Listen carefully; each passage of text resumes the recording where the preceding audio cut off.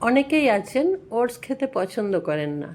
বাচ্চারা তো একদম নয়, কিন্তু আমরা যদি বাচ্চাদের বা একটু বড়দের এই ওটস খাওয়াটা অভ্যেস করাতে পারি, সেটা স্বাস্থ্যের জন্য খুব ভালো হবে।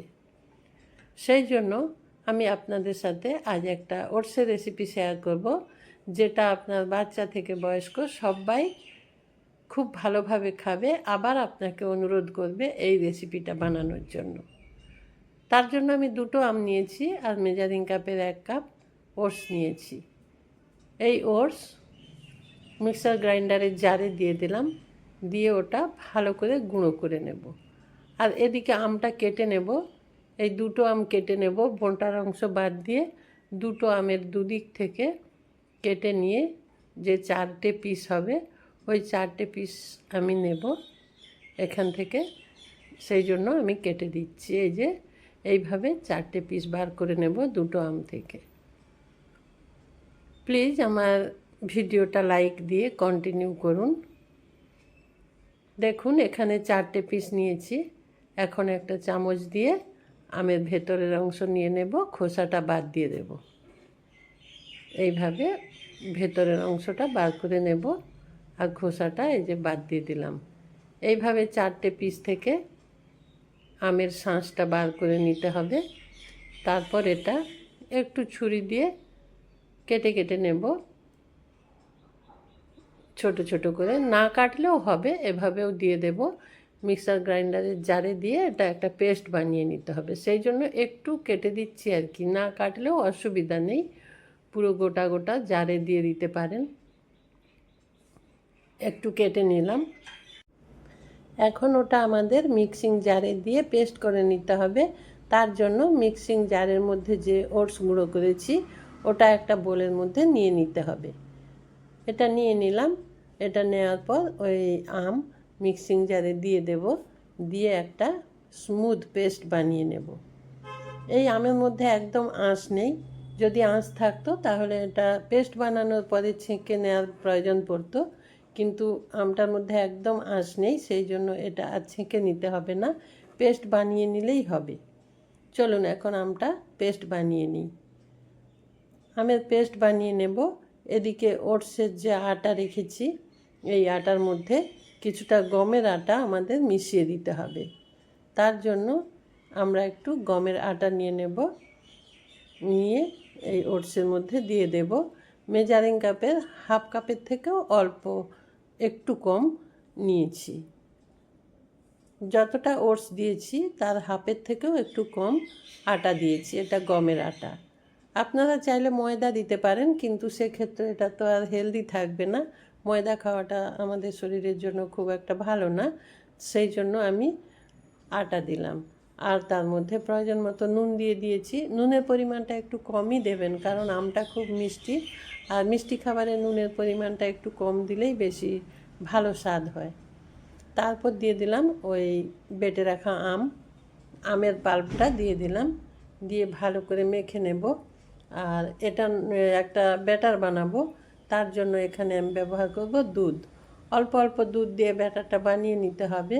যেহেতু এখানে আমি জল ব্যবহার করব না, ওই একটু দুধ দিয়ে মিক্সিং জারটা থেকে আমটা ধুয়ে নিলাম, ধুয়ে এখানে দিয়ে দিলাম। মিক্সিং জারটা দুধ দিয়ে ধুয়ে নিলাম আর কি, দিয়ে ওই দুধটা এর মধ্যে দিয়ে দিলাম। এবার ধীরে ধীরে আমি সব দুধটাই দেব যদি প্রয়োজন হয়, আর না প্রয়োজন হলে দেব না। এটা একটু সময় নিয়ে ভালো করে ফেটিয়ে নেবেন। এখানে আর কোনো কিছু দেওয়ার প্রয়োজন নেই, এই দুধটা অল্প অল্প করে মিশিয়ে নেব। মিশিয়ে নিয়ে খুব সুন্দর একটা স্মুথ ব্যাটার বানিয়ে নেব। এই স্মুথ ব্যাটার বানিয়ে নেওয়ার জন্য আমাদের একটু সময় নিয়ে এটা ভালো করে ফেটিয়ে নিতে হবে, আর দুধটা প্রয়োজন মতো বারে বারে অল্প অল্প দিয়ে নিতে হবে। সব দুধটা দিয়ে দিলাম। এরপরে আমি সব কিছু ভালো করে মিশিয়ে নিয়ে আপনাদের দেখিয়ে দিচ্ছি যে ব্যাটারের স্ট্রাকচারটা ঠিক কীরকম হবে। খুব বেশি ঘন হবে না, আবার খুব বেশি পাতলা হবে না। আর আপনাদের বলছি এটা একটা হেলদি রেসিপি, এখানে চিনি ব্যবহার না করাই ভালো। আম খুব সুন্দর মিষ্টি, তারপর দুধ দিয়েছি, জলের ব্যবহার করিনি, সেই জন্য এটা খেতে মিষ্টি মিষ্টি হবে আর নরম তুলতুলে হবে। দেখুন এই ব্যাটারটা এইরকমভাবে তৈরি করে নেবেন। এই যে এতটাই পাতলা করেছি, খুব বেশি ঘন নয় আবার খুব বেশি পাতলা নয়। দেখুন এই যে একটা হাতা দিয়ে এইভাবে পেছনটা একটা আঙুল দিয়ে টেনে নেবেন। এই দেখুন, যখন দেখবেন যে এরকম একটা দাগ পড়ে গেছে, এই ব্যাটার ঠিক আছে, একদম ঠিক। এখানে কোনো রকম খাবার সোডা বা ইনো কোনো কিছু ব্যবহার করবেন না। আমি বারবার বলছি, এটা একটা খুব সুন্দর হেলদি রেসিপি, সেটা হেলদিভাবেই বানিয়ে নেবেন। এখন কড়াইতে হালকা করে তেল ব্রাশ করে নেব। এখানে তেল ব্রাশ করে নিচ্ছি, আপনারা এটা বাটার ব্রাশ করে নিতে পারেন কিংবা ঘি, যে কোনো একটা কিছু হালকা করে ব্রাশ করে নেবেন, বেশি দেওয়ার প্রয়োজন নেই। তারপর ওটা গরম হয়ে গেলে এক হাতা কড়াইয়ের মধ্যে দিয়ে দেবেন। তারপর দিয়ে হাতার পেছন দিয়ে এইভাবে একটা গোল শেপ দিয়ে দেবেন। দিয়ে গ্যাসের ফ্লেম কমিয়ে দেবেন, লো ফ্লেমে এটা ধীরে ধীরে ভেজে নিতে হবে। ওপরে যখন কালারটা দেখুন এইভাবে চেঞ্জ হয়ে যাবে, আর এই যে চারিদিকটা কত সুন্দর ছেড়ে উঠে এসেছে, এই রকমভাবে উঠে আসবে, তখন এটা তুলে নেবেন। উল্টো দিকটা আর ভেজে নেওয়ার দরকার নেই, এইভাবে একদিক করেই এটা বানিয়ে নেব। আবারও একবার তেল ব্রাশ করে দিচ্ছি, দিয়ে আরও একটা তৈরি করে দেখিয়ে নিচ্ছি। আর উল্টো দিকটা উল্টে আবারও একবার যে আমরা ভেজে নিই সেটা করবেন না, একদিকটাই হবে। যখন ধীরে ধীরে অপরের দিকে রঙটা চেঞ্জ হয়ে যাবে, আপনি বুঝতেই পারবেন দেখলে যে এটা অলরেডি হয়ে গেছে। এইভাবে সবগুলো ভেজে নেব। আর আপনারা যারা আমার ভিডিওটা দেখছেন, প্লিজ চ্যানেলটা সাবস্ক্রাইব করে আমার পাশে থাকবেন।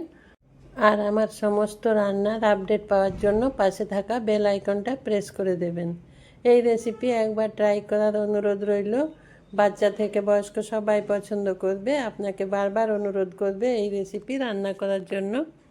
আর বয়স্করা তো খুব খুশি হবে, কারণ এটা একটা নরম তুলতুলে খাবার। এতক্ষণ সঙ্গে থাকার জন্য সবাইকে অসংখ্য ধন্যবাদ। ভালো থাকবেন সবাই, সুস্থ থাকবেন। নমস্কার।